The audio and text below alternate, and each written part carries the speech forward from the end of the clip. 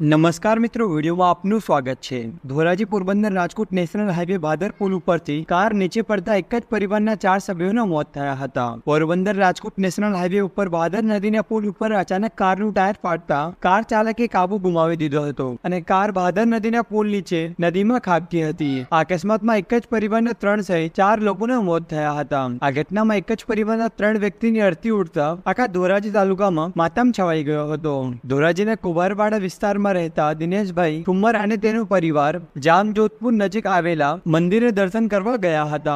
દર્શન કરીને પરિવાર સાથે પોતાની કાર ચલાવી પરત ફરતા હતા ત્યારે ધોરાજી નજીક પહોંચતા ભાદર નદીના પુલ પાસે અચાનક કારનું ટાયર ફાટતા ચાલક દિનેશભાઈએ કાબુ ગુમાવી દીધો હતો, જેથી કાર પલટી મારીને પુલની રેલિંગ તોડીને ભાદર નદીમાં ખાબકી હતી, જેમાં દિનેશભાઈ ઠુમ્મર, લીલાવતી ઠુમ્મર અને તેમની દીકરી હાર્દિકા ઠુમ્મર ના પાણીમાં ડૂબી જવાથી મોત થયા હતા। મિત્રો, આમાં એક જ પરિવારના 3 લોકોના મોત થતા આખા ગામમાં માતમ છવાઈ ગયો હતો। તો બસ મિત્રો, આ વિડીયો અહીં પૂરું થાય છે। ગુજરાતના તમામ સમાચાર જાણવા માટે અમારી ચેનલને સબસ્ક્રાઇબ કરો।